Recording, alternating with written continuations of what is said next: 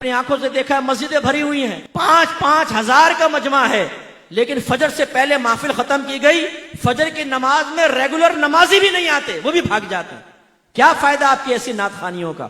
کیا آپ یہ سمجھتے ہیں اس میں اللہ تعالیٰ آپ کو محبت کی نگاہوں سے دیکھے گا؟ سرکار آپ سے راضی ہوں گے؟ نہیں، ہم قابل گرفت ہوں گے۔ یہ زیادہ سے زیادہ مستحب ہے، بیٹھے بیٹھے نہ بیٹھے نعت خوانی میں، کوئی فرض یا واجب نہیں ہے، لیکن نماز پڑھنا فرض، جماعت اختیار کرنا واجب۔ حضرت عمر فاروق ہر فجر کی نماز کے بعد مقتدیوں کے بارے میں دیکھتے تھے، کون آیا کون نہیں، پوچھتے تھے۔ دیکھا تو ایک نوجوان نہیں تھا، امیر المومنین ہے، لیکن گھر پہنچ گئے، دروازہ بجایا، ماں باہر آئی، فرمایا آج آپ کا بیٹا مسجد میں نہیں آیا، خیریت تو ہے؟ انہوں نے کہا کہ حضور وہ ساری رات نوافل پڑھتا رہا ہے۔ یہ نہیں کہا نعت خوانی میں بیٹھا ہوا تھا، دوستوں کے ساتھ چلا گیا تھا، ڈیوٹی سخت تھی، نہیں، وہ ساری رات نوافل پڑھتا رہا تھا۔ فجر کے ٹائم اس کی آنکھ لگ گئی اور اس کی جماعت نکل گئی۔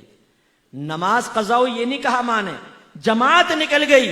عمر فاروق رضی اللہ تعالیٰ عنہ نے فرمایا کہ اے خاتون، اگر تیرا بیٹا ساری رات سوتا رہتا لیکن فجر ہمارے ساتھ جماعت سے ادا کرتا تو اس کی فجر کی جماعت اس کی شب بھر کی عبادت سے بہتر تھی۔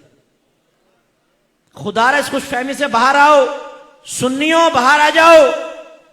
یہ ہمیں دھوکے میں مبتلا کیا گیا ہے کہ تم نبی کے نام کے نعرے لگاؤ، نعت خوانی کرو، نجات پا جاؤ گے۔ کوئی ایسے سٹینڈرڈ شریعت نے نہیں دیا، اطاعت رسول ہے۔ میں یہ نہیں کہہ رہا ہوں نعت خوانی غلط ہے، میں یہ نہیں کہہ رہا ہوں اس پہ ثواب ملے گا، یہ ثواب نہیں ملے، نو، ثواب حاصل ہوگا، ثواب نہیں ملے گا یہ میں نہیں کہہ رہا ہوں، لیکن ان سے مطمئن ہو کے سوچنا نبی کی مانو نہ مانو ہمیں جنت مل جائے گی۔ میدان معاشر میں پہنچیں گے تو فرشتے آئیں گے، حضور ٹنڈن سنی صاحب آپ یہاں کھڑے، جنت تو آپ کا انتظار کر رہی ہے، اور یہ مٹکتا ہوا جھومتا ہوا سیدھا جنت میں چلے جائے گا۔ مفتی صاحب لائن میں لگے ہوئے ہیں، یہ پپو نکل جائے گا وہاں پہ، کیونکہ ہر رات یہ نعت خوانیوں میں بیٹھا کرتا تھا۔ بھائی قل ہاتوا برہانکم ان کنتم صادقین، لائیے، اگر آپ کے پاس دلیل ہے تو پیش کر دینا، سوائے آپ کے حسن ظن کے کیا ہے؟ آپ کہیں گے جی ہمارا حسن ظن ہے، اللہ کرم فرمائے گا۔ آپ کے حسن ظن کی طرح تو کافر بھی حسن ظن رکھتا ہے، ہندو بھی کہتا ہے بھی میرا حسن ظن ہے میری بتوں کی عبادت سے اللہ تعالیٰ میرے نجات دے گا، کرسچن بھی یہ کہتا ہے عیسیٰ علیہ السلام کو میں اللہ کا بیٹا مانتا ہوں، اللہ مجھے نجات دے گا۔ حسن ظن پر فیصلہ نہیں ہوتا، ورنہ تو ہر ایک حق کہلائے، دلیل پر فیصلہ ہوتا ہے۔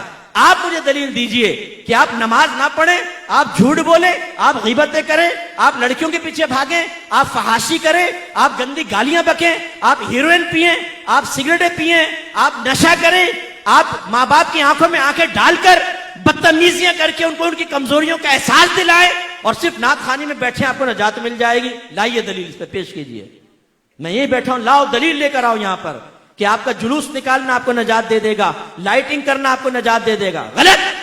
اگر کسی نے آپ کا ذہن بنایا ہے، کسی نعت خوان نے ذہن بنایا ہے کہ آپ سرکار کی محفل میں بیٹھے ہیں، اور جو سرکار کی محفل میں آتا ہے سرکار بروز قیامت اس کو سینے سے لگا کر جنت میں لے جائیں گے، آپ کے اوپر واجب ہے آپ اس نعت خوان کو بعد میں روکیں اور کہیں اس پہ دلیل پیش کرو۔ ٹھیک ہے ہم تمہاری بات مانتے ہیں، نہیں مانتے مفتی صاحب کی بات، وہ ڈانٹ کے چلے گئے، سخت لہجے میں گفتگو کی، تم نے بڑی پیاری بات کہی، لاؤ دلیل دو، جب تک نعت خوان دلیل نہ دے بند کر لینا سو گھر کے کمرے میں، بولنا کہ نہیں جانے دیں گے۔ تم نے کیسے دھوکے میں مبتلا کیا، تم نے ہمیں نمازوں سے دور کر دیا، تم نے تقوی سے دور کر دیا، حرام کھا کر نعت خوانیوں میں آ کر بیٹھ کر ہم سمجھتے نجات ہو جائے گی، کیسے ہو جائے گی؟